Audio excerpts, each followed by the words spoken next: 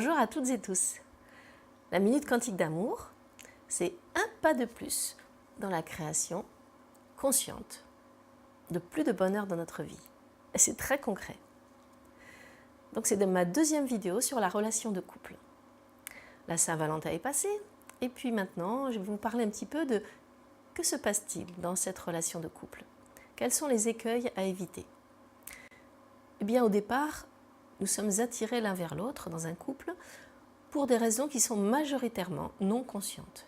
Et oui, ça peut peut-être vous étonner, et c'est la réalité, c'est vraiment prouvé par des découvertes et des recherches actuelles, scientifiques et psychologiques. Donc majoritairement, nous sommes attirés l'un vers l'autre par des éléments qui ne sont pas conscients.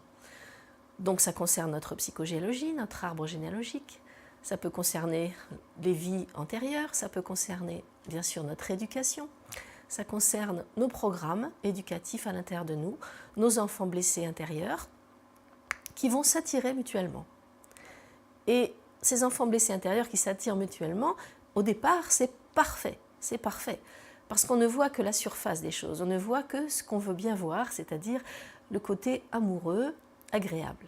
Et toute la partie difficile, la partie souffrante, la partie blessée de cette relation réciproque, elle est en dessous, elle est souterraine. C'est la face immergée de l'iceberg. Petit à petit, le couple va rentrer dans le quotidien et petit à petit, cette partie immergée va commencer à émerger, à venir à la surface. Et vont commencer les premières tensions, les premières difficultés. Et c'est là où les choses sont très très importantes à comprendre, c'est que quand apparaissent les premières difficultés, ce que font la plupart des couples, c'est mettre au fond, mettre dans un placard. Oh, ça ne me convient pas, ça ne me plaît pas, mais bon, oh, c'est pas grave, ça va aller, ça va aller, ça va aller. Et à chaque fois que vous vous dites ça va aller, vous mettez dans un placard, mais le placard c'est vous, le placard c'est votre corps, c'est-à-dire que vous enfermez à l'intérieur de vous, tout au fond de vous, des éléments émotionnels qui ne vous conviennent pas avec l'autre.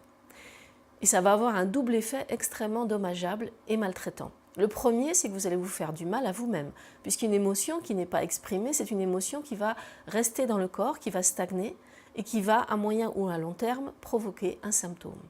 Premier élément maltraitant envers vous. Et ensuite, ce sera maltraitant par rapport à la relation, parce que ce que vous n'aurez pas dit à l'autre n'est pas réglé, absolument pas. Ça va stagner également. Et quand vous allez commencer à accumuler des non-dits avec votre conjoint, votre conjointe pendant des semaines, des mois, des années, eh bien cela va grignoter progressivement la relation. Et si vous ne vous en occupez pas régulièrement, eh bien ça va finir par carrément faire exploser. C'est comme une bombe à retardement dans la relation. Toutes ces non-dits, ces émotions accumulées vont se grouper, et pendant un certain nombre d'années, jusqu'au moment où on va arriver au point de rupture. Et malheureusement, j'ai des couples qui vivent ça, qui viennent me trouver quand c'est à la limite. Alors ça va encore, c'est à la limite, donc on peut encore rattraper les choses. Et la première chose que je fais avec les couples, c'est les aider à exprimer les non-dits pendant toutes ces années.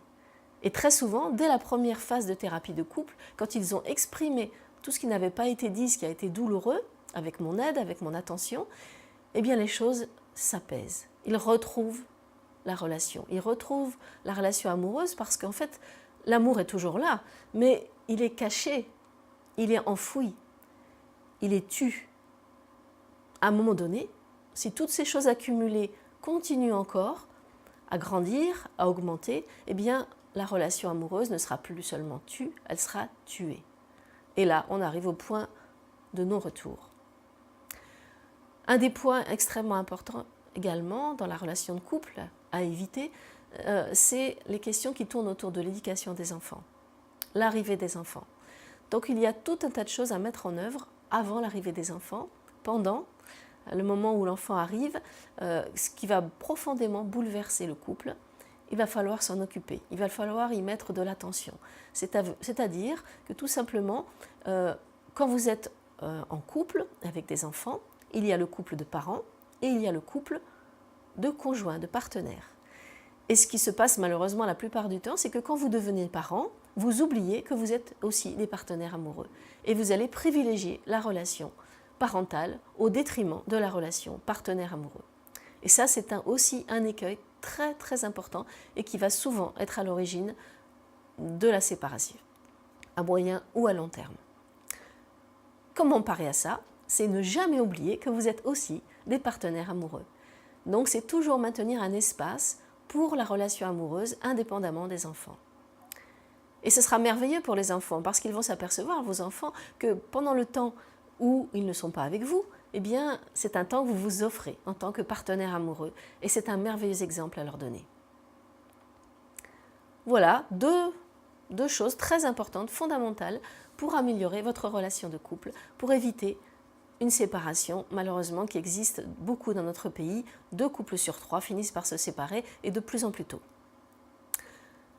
Donc vous pouvez mettre en œuvre ces choses que j'explique dans mon livre qui est sorti au mois de mai. Et puis, vous pouvez aussi venir me rencontrer puisque j'ai créé un stage, comment améliorer notre couple. Et très bientôt, au mois de mars-avril, je vais sortir un nouveau livre sur la réconciliation du féminin-masculin. Alors je vous souhaite le meilleur dans votre couple, je vous souhaite de prendre soin de la relation, de ce magnifique feu entre vous, qu'il reste le plus haut possible, le plus lumineux possible pour le reste de cette vie. Et je vous dis à très bientôt dans le chant des cœurs.